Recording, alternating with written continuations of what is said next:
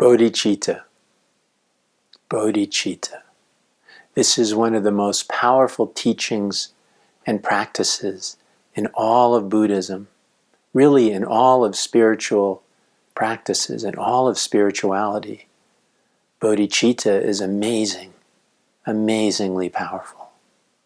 Mostly when we're looking to wake up, when we're looking to find enlightenment, to find spiritual practice, to find God, we're doing this for ourselves. We want to be happy. We want to be at peace. We want love. We want enlightenment. We want to awaken. And doing this, we may spend, and many do, their whole lifetime searching, living in ashrams, monasteries, being with many different teachers, reading every spiritual book they can get their hands on, in all different traditions. And yet they're still not awake. They're still not free of suffering. They haven't found their true self. They haven't been able to experience what life truly is. This great peace, happiness, and love. Bodhicitta is the way. In bodhicitta, we're not looking to awaken for ourselves alone. We're looking to awaken so that we can help others awaken. We're awakening for all beings. Everything we do is for all beings. Bodhicitta is the awakened mind. It is the mind of enlightenment, the heart of enlightenment. It is the nature of love itself.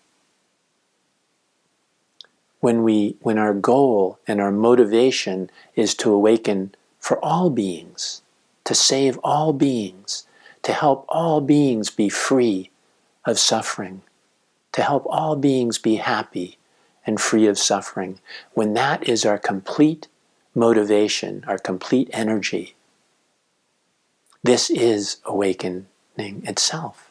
This is enlightenment itself. This is the enlightened mind.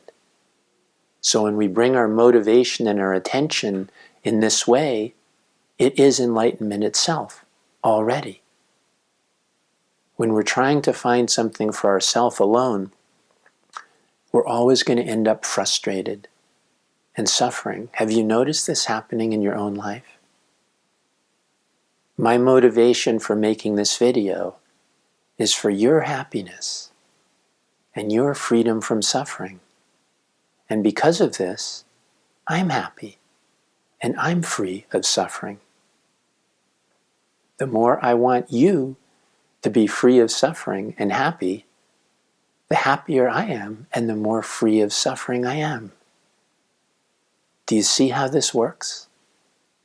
If my intention is completely for you, your happiness, and your freedom from suffering,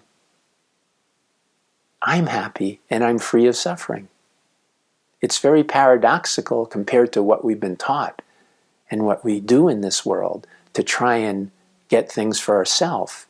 When our motivation is for others, we find the happiness that we were searching for without trying to. It's just here. It's the very nature of what we are. And when we let go of this sense of I, me, and mine, we come to our true nature. We realize our true nature as this happiness, as this peace, as this love. I don't know if you know what Tonglen is, but this is a Tibetan practice, a wonderful practice, that if we're feeling sick, if we're in pain, what we do is we breathe in the pain of all other beings, because we know there's other beings who are suffering, there's other beings in pain, there's other beings who are sick. At any time in the world, there's 7 billion humans, and some of them must be in pain, suffering, and sick. So we breathe in all their suffering and we breathe out healing for them. Eventually in this practice, we forget completely about ourselves. The whole idea of my sickness, my pain, my suffering dissolves in this practice. And all we're thinking about is the world, the suffering of all these other beings, and sending healing to them. And the miraculous thing that happens is when we're done with this practice, all our symptoms of sickness and pain are gone. I can't explain how this happens, but it's always happened with me. Giving and receiving are one, and we have control over giving love. We can't control what other people do. We can't control their loving us, and it's unimportant if they do, really. It's our love that's important. This is what brings us happiness, peace, and love. So bodhicitta is the awakened mind, the mind of enlightenment, the heart of enlightenment. It's the mind of love. And this love is for all beings, not just humans, ants, snakes, birds, all beings. And when we awaken to this mind of bodhicitta, when we truly embrace and embody this mind of bodhicitta, creatures that we used to think were yucky, things we were afraid of, now we just feel love for them. We just want them to be happy, at peace, and free of all suffering. The heart of love encompasses all beings. It is the mind of enlightenment. But before you are enlightened, before you're awake to this, before this is your normal way of seeing, for very few it is, you can practice this. You can practice the enlightened mind. And the more you practice the enlightened mind, the more you embody it, the more you become this. This is what we awaken to. This non-separate self, this non-feeling of a separate self, a completely selfless life, because we're not experiencing this separate self. So it's only natural that we live for all beings, for the benefit of all beings, because we are all beings. We're not separate from any being. So our heart goes out to all beings. Ants, spiders, insects, snakes, birds, animals, other people, rocks and trees. Our heart completely enfolds and goes out to all beings, always. This is awakened consciousness. This is enlightenment. This is bodhicitta. So if we practice this in every moment of our life, we become better at it. Standing in the line at a grocery store. Somebody's taking a long time in front and there's a big line going on, and we may be annoyed with them. But in any moment we can practice bodhicitta. We can practice wishing for their happiness, for their freedom from suffering with all our heart. And the person who's checking them out, we can wish the same for them. And everybody standing in the line, we can wish the same for them. And then suddenly we're happy. We're no longer annoyed. We're free of suffering. This is heaven. We can do this at any time. With any person. People that we have a hard time with, that we feel some resentment for or fear. We can wish for their happiness. Wish for their freedom from suffering. And suddenly we find that we have this happiness, this freedom from suffering.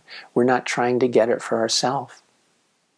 But we realize that this is our natural state. When we forget about I, me, mine, we realize that this is our natural state. This is what we are. So please practice this bodhicitta. I think one person in the world now that I see more than any other spiritual teacher is Muji. He's a spiritual teacher from Jamaica, very popular. And he embodies this bodhicitta.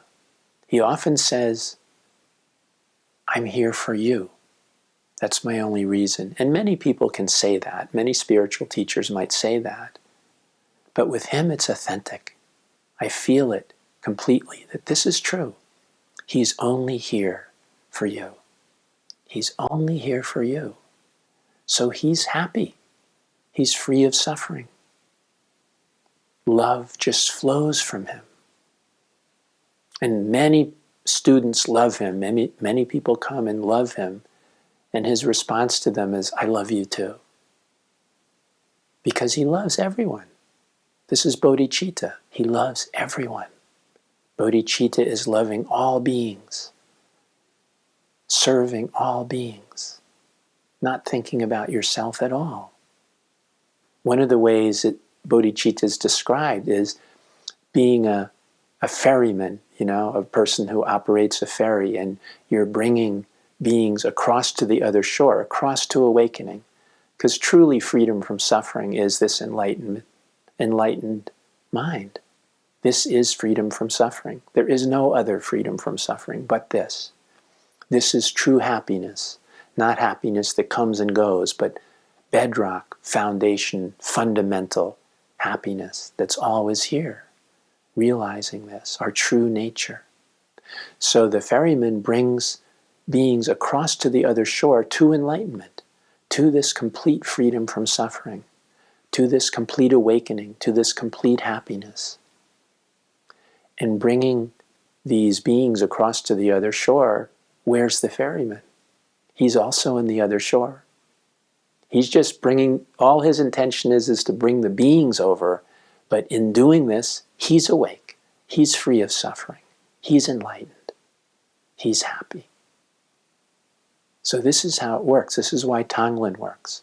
We don't need to focus on ourselves. We focus on the well-being of others, of all beings. The first of the Bodhisattva vows is, beings are innumerable, infinite. I vow to save them, to save all of them.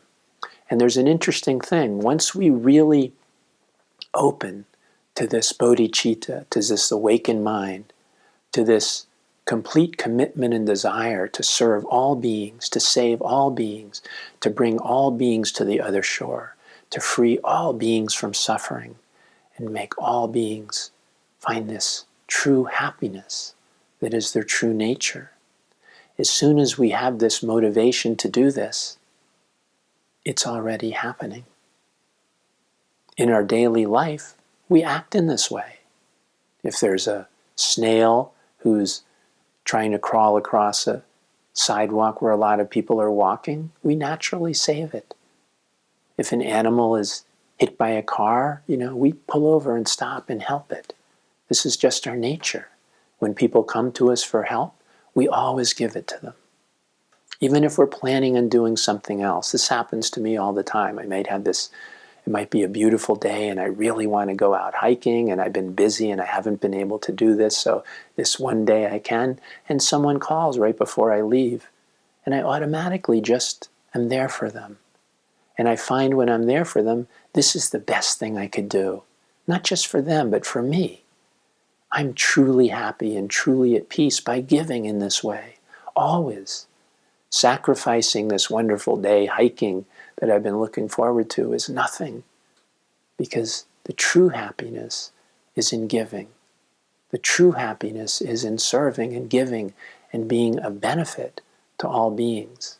This is where we find our true happiness, and this is the great secret of bodhicitta. This is why it's so powerful, because this is the truth of life.